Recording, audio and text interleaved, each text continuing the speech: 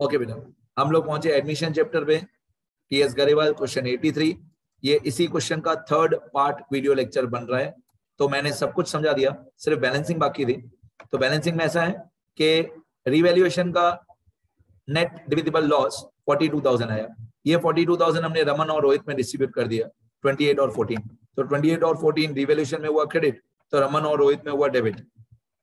अब last video lecture में मैं यहाँ पे पहुंचा था कि रमन के कैपिटल का क्रेडिट का टोटल था 189,600। अब 189,600 में से डेबिट का टोटल था 28,000। तो 189,600 में से 28,000 माइनस किया, तो रमन का क्लोजिंग कैपिटल आया 161600। ये जाएगा न्यू बैलेंस शीट में लायबिलिटी साइड पे 161600। ये न्यू बैलेंस शीट में लायबिलिटी साइड पे 161600 रमन का क्लोजिंग कैपिटल। मैं यहाँ पे लिखूंगा पार्टनर्स कैपिटल अकाउंट। यहाँ पे लिखूंगा पार्टनर्स कैपिटल अकाउंट, उसमें रमन का क्लोजिंग बैलेंस ये वाला 161600। अब इसी तरीके से मैं रोहित को टैली करूंगा, रोहित का कैपिटल टैली करूंगा। तो रोहित के कैपिटल में क्रेडिट साइड का टोटल, रोहित के कैपिटल में क्रेडिट का टोटल है 116400। 116400 क्रेडिट का टोटल, डेबिट का टोटल है 14,000। तो इस 116400 में से पहले 14,000 माइनस, तो हमारा डिफरेंस आएगा 10240। ये जो 1024000 आया डेबिट, तो हम इसको बैलेंस शीट में कर देंगे क्रेडिट 1024000। बस अभी सीखने जाता है 1024000। ये रोहित का क्लोजिंग कैपिटल, रोहित का क्लोजिंग कैपिटल 1024000। अब न्यू पीएनएल रेशियो भी काम आएगा और ये रमन और रोहित का क्लोजिंग कैपिटल भी काम आएगा। ठीक है, मैं एक बार वर्किंग नोट्स में फिर से दिखा देता हूं आपको कि हमारा न्यू पीएनएल रेशियो था 645। अगर आपको याद नहीं हो, ये वाला हमारा न्यू पीएनएल रेशियो था 645। ये बहुत काम आएगा, अभी यहां से लेकर काम आएगा 645। आपको क्या करना है, आपको पहले बैलेंस शीट में से सॉल्व करो या कैपिटल अकाउंट में से सॉल्व करो या वर्किंग नोट्स में सॉल्व करो, जहां पे भी सॉल्व करो। ये पार्टनर्स का क्लोजिंग कैपिटल है रमन और रोहित का, ये वाला 161600 और 1024000। ठीक है, सलोनी का कैपिटल हमको पता नहीं है, तो ये सलोनी का कैपिटल जो क्वेश्चन में बोला है प्रोपोर्शनेट कैपिटल, आप यहां से कैपिटल अकाउंट में से सॉल्व करो, कोई प्रॉब्लम नहीं है। न्यू बैलेंस शीट में से सॉल्व करो, कोई प्रॉब्लम नहीं है। वर्किंग नोट्स में सॉल्व करो, कोई प्रॉब्लम नहीं है। आपको सॉल्व करने आना चाहिए। तो न्यू पीएनएल रेशियो है 6:4:5। ये हमारा न्यू रेशियो है 6:4:5। ठीक है, अब जो बच्चे इंटेलिजेंट हैं वो लोग तो यहीं से समझ गए और यहीं से उनको सारी स्टोरी समझ में आ गई कि हाँ सर पता चल गया कि सलोनी का कैपिटल कैसे आएगा। पहले आपको इन दोनों अमाउंट को प्लस करना है, 161600 और 1024000। इसको बोलेंगे हम लोग क्लोजिंग कैपिटल। क्या बोलेंगे? Closing capital. किसका क्लोजिंग कैपिटल? रमन और रोहित का। ये क्लोजिंग कैपिटल आपने पहले फाइंड आउट किया, रमन और रोहित का क्लोजिंग कैपिटल फाइंड आउट किया। अब आपको क्या करना है, ये जो 161600 है और 1024000 है, इन दोनों को प्लस करना है। आपको यहाँ पे स्क्रीन पे नीचे नीचे राइट कॉर्नर में दिख रहा होगा 2,64,000। आप इन दोनों को प्लस करोगे तो 2,64,000 आएगा। अब ये जो 6 और 4 है, 6 और 4 इन दोनों को प्लस करना है। 6 और 4 कितना हुआ? 10। फिर आपको क्रॉस मल्टीप्लाई करना है कि 6 और 4 10 हुआ और इन दोनों का कैपिटल को प्लस करके 2,64,000 हुआ। मतलब 10 रेशियो 10 में टोटल कैपिटल 2,64,000। तो 5 वाले रेशियो का कैपिटल कितना? 6 + 4 कितना हुआ? 10। और इन दोनों अमाउंट को प्लस करके कितना आया? 2,64,000। तो 10 वाले का 2,64,000, तो 5 वाले का कितना? अब आप इसका वर्किंग नोट लिखो नहीं लिखो, यहीं पे सॉल्व कर दो, कोई दिक्कत नहीं, कहीं पे भी सॉल्व कर दो। मैं यहाँ पे सॉल्व कर देता हूँ कि 10 कैपिटल के सामने टोटल अमाउंट 2,64,000, तो 5 वाले कैपिटल के सामने, 5 मतलब सलोनी का रेशियो, सलोनी वाले रेशियो जो है 5, उसके सामने कैपिटल कितना होगा? अगर आप इसको क्रॉस मल्टीप्लाई करोगे तो आपका आंसर आ जाएगा। 10 मतलब कैसे आया? ये 6 + 4 10 हुआ, तो 10 और 264 कैसे आया? इन दोनों को प्लस करके। तो कैपिटल अगर 10 है रमन और रोहित को मिला के, तो रेशियो अगर 10 है तो कैपिटल है 2,64,000। रेशियो अगर 5 है तो कैपिटल कितना होगा? यहाँ पे सलोनी का कैपिटल फाइंड आउट हो जाएगा। मैं क्रॉस मल्टीप्लाई करता हूँ, तो 2,64,000 मल्टीप्लाई बाय 5 डिवाइड बाय 10। 10 कैसे आया? ये 6 और 4 को प्लस करके।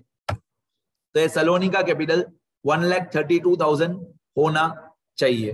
अब आप इसका अलग से वर्किंग नोट बनाओ नहीं बनाओ, मैं चौथी बार एक्सप्लेन कर रहा हूं, जो रमन और रोहित का क्लोजिंग कैपिटल है 161600 और 102400, इन दोनों को प्लस करना है। और रमन और रोहित का जो रेशियो है 6 और 4, इन दोनों को प्लस करना है।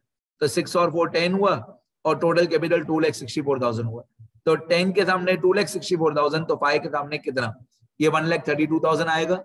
और मैं ये गरेवाल के आंसर में थे, मैंने प्रूव कर दिया। ये 1,32,000 सलोनी का कैपिटल। 42,000 हमारा नेट डिविजिबल लॉस था, वो भी राइट है। ये 161600 पे राइट है, 102400 पे राइट है। ये सलोनी का कैपिटल अभी हमने फाइंड आउट किया 1,32,000, वो भी राइट है। इस 1,32,000 की हमने एंट्री की हुई है, इफेक्ट्स भी किए हुए हैं, सिर्फ अमाउंट लिखना बाकी है। मतलब सलोनी कितना कैपिटल लेके आएगी, 1,32,000। ये कब आएगा, जब रिवैल्यूएशन भी टैली हो गया, रमन और रोहित का कैपिटल भी टैली हो गया, फिर ये 1,32,000 फाइंड होगा। रिवैल्यूएशन भी टैली कर दो, रिवैल्यूएशन का जो प्रॉफिट या लॉस है वो रमन और रोहित के कैपिटल में लेके जाओ, फिर रमन और रोहित का क्लोजिंग कैपिटल फाइंड आउट करो, फिर रेशियो लगाओ न्यू वाला। तो रिवैल्यूएशन भी पूरा टैली हो जाएगा, रमन और रोहित का कैपिटल भी पूरा टैली हो जाएगा, उसके बाद सलोनी का कैपिटल फाइंड होगा, जिसको हम स्टेप 6 बोलते हैं। Cash and bank account debit 1,32,000 to Saloni's capital 1,32,000। अब आप सलोनी का कैपिटल टैली कर सकते हो। तो सलोनी के कैपिटल में क्रेडिट का टोटल 1,32,000, डेबिट का टोटल भी 1,32,000, ठीक है। बैलेंस ये 1,32,000 ही आएगा। ये जो 1,32,000 आया, ये हमने फाइंड आउट किया, इसको हम लेके जाएंगे न्यू बैलेंस शीट में, लायबिलिटी साइड 1,32,000,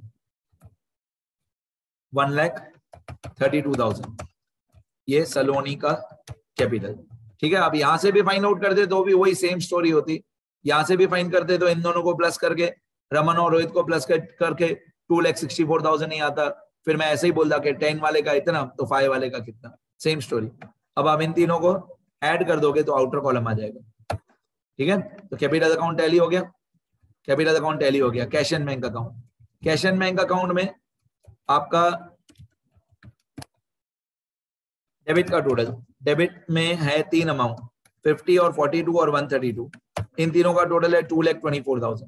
2,24,000 माइनस 0, बाकी आएगा 2,24,000 by balance CF, by balance carried forward question mark.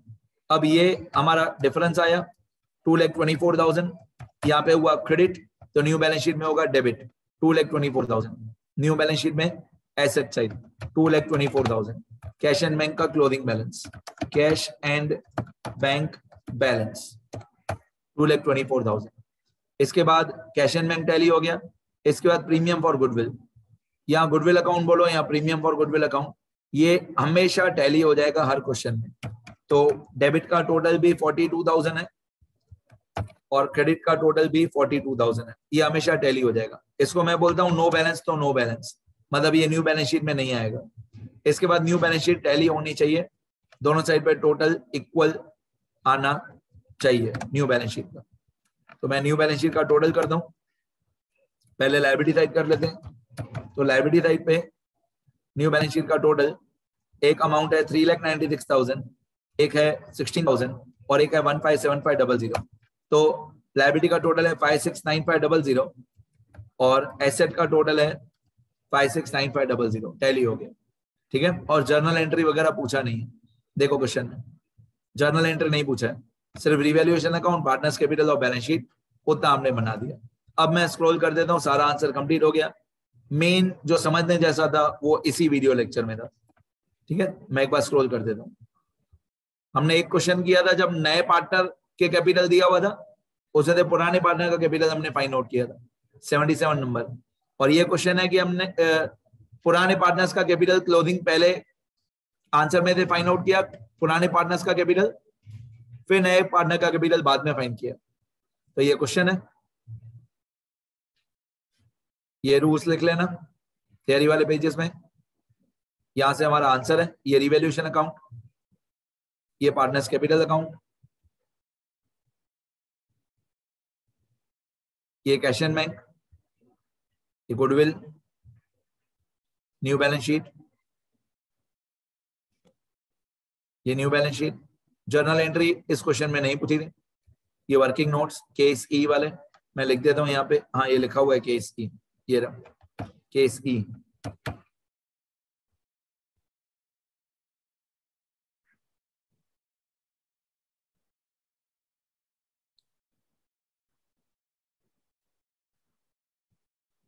ठीक है, यहां तक ही है, लिखो सब लोग अच्छे।